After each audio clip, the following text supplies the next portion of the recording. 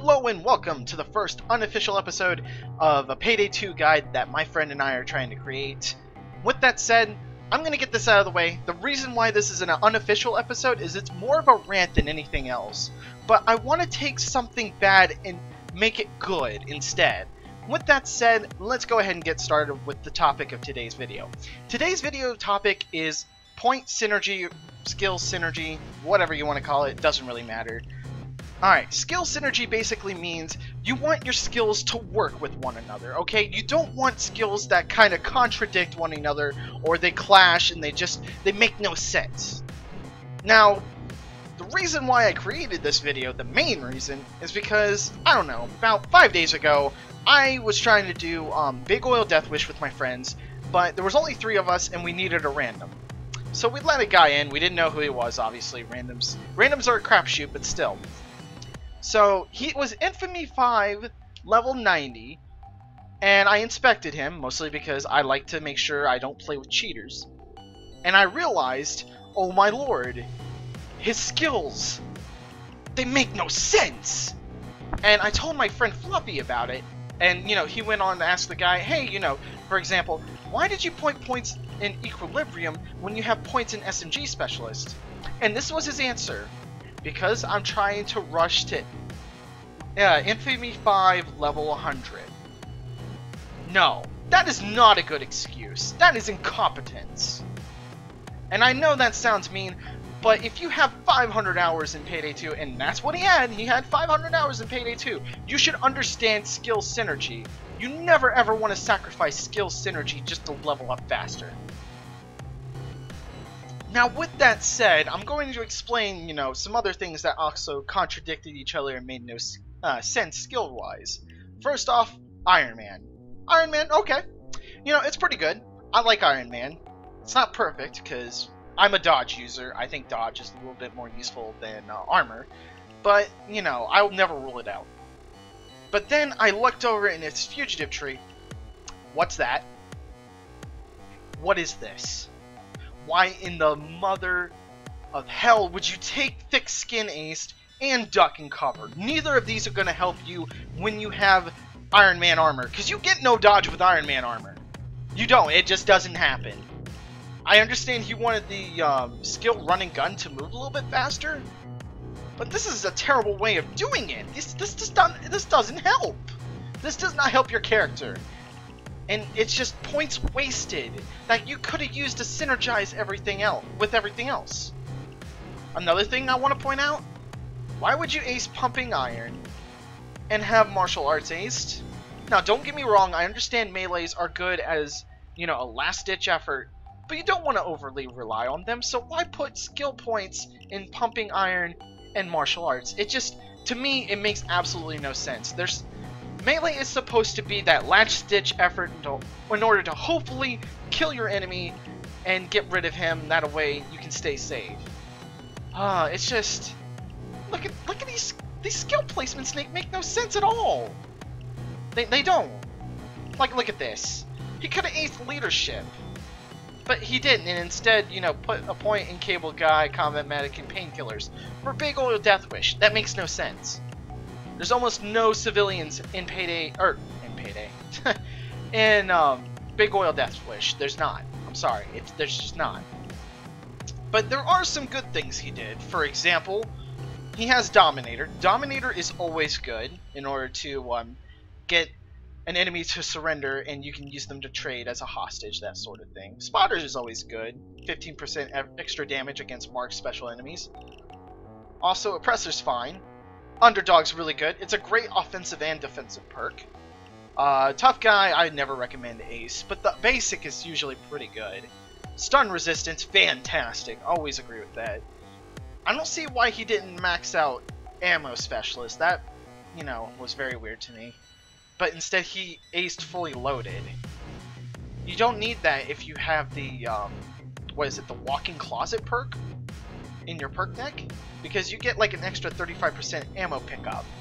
So I find the ace version of this kind of meh, but you know, I did see some things he did right, like Nerves of Steel. You know, the basic, I don't think you need the own, but the basic is always good. You know, 50% less damage while interacting with things is fantastic. One of the greatest defensive perks in the game. In fact, probably the greatest. These two are good for, drilling, so I can understand why he would have these. Drilling the Titan safes is always good. But, why would you ace Cat Burglar? You should have aced Fast Hands instead. Fast Hands is more important than Cat Burglar aced. Okay, with that said, give me one moment. I'm going to cut to the build that I created in order to fix some of these skill synergy problems and keep them from contradicting one another. So one moment. Alrighty, sorry about that, and I'm back. Okay, as you can see, I definitely fixed up his build a lot more. I utilized all 108 points he had because he was only level 90 at the time. Now, instead of having all of his skills, contradict one another, now they make a lot more sense, and they're actually a lot more feasible. For example, I gave him Inspired. Why? Because being able to get someone the fuck up from a distance, especially through walls, is fantastic. On top of that, Painkillers is very useful. For example, let's say you go and revive your teammate. They get a damage reduction of by 30% for 5 seconds. While that doesn't seem very long, that's very useful to get the hell out of a sticky situation. From there, oh, no, don't do that. From there, I also gave a basic of Combat Medic.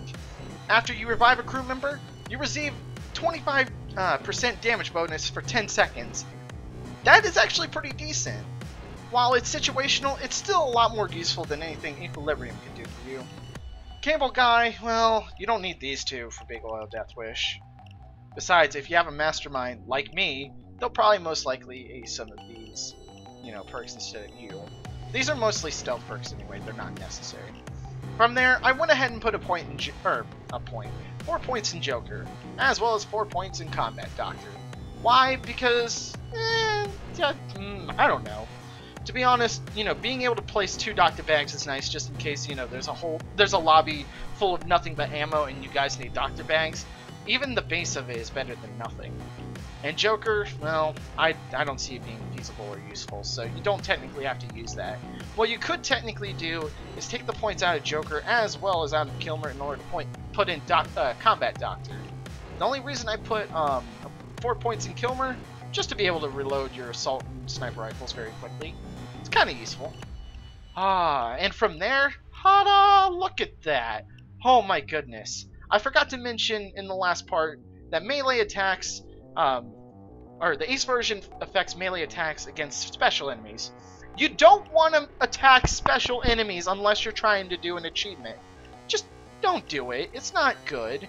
And I also forgot to mention something else. You see Transporter? He never had it in his build. You absolutely want Transporter. Being able to move 50% faster with bags and throw them 50% farther is just way too useful, especially in a game about basically bagging all the loot that you can. From there, I gave him Die Hard Aced because, well, an extra 15% armory recovery rate is fantastic. Underdog, I kept that. Kept stun resistance. I aced Ammo Specialist instead. That way, you can be able to bring in 2 ammo bags that have a lot more ammo. Oh my goodness, it's so useful. Fully loaded, just for an extra 25% ammo capacity. Always good on Deathwish. Iron Man because, well, the armor's useful. From there, I just gave him basic Nerves of Steel, as well as basic Rifleman. Basic Nerves of Steel basically gives you that 50% less damage while you interact with something, and like I said before, best defensive perk in the game. Rifleman just because the zoom to, or snap to zoom is 100% faster, so you aim down sights very quickly. From here, I also gave Sprinter Aced, Fast Hands, Cleaner Basic, and SMG Specialist Basic. Sprinter because you want to be able to move a bit faster. Fast Hands because you want to be able to interact with loot bags faster. Cleaner just because 5% extra damage against special enemies is always good. And then lastly, SMG Specialist just because the guy likes using SMGs.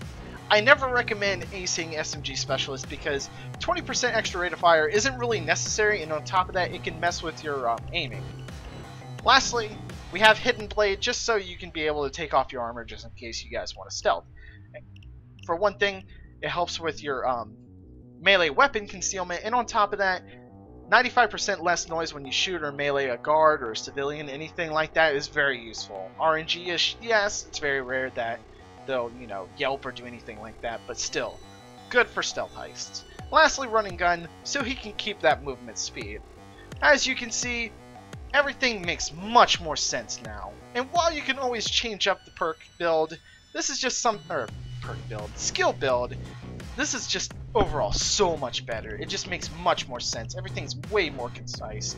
And it all fits a theme. You're a Master Forcer now. You're able to pick up enemies while taking a few shots that most of your guys wouldn't be able to do. Like me, for example, being a Enforcer Fugitive or Master Fugitive. Just overall, not bad. Not bad. This skill build will definitely work on Deathwish for you. With that said, I hope this helps. I hope the explanation of skill synergy helps as well. And overall, people out there, especially randoms, please specialize your builds. Please understand what you're doing. If you have 500 hours in the game, you have absolutely no excuse. Anyway, take care guys, and farewell.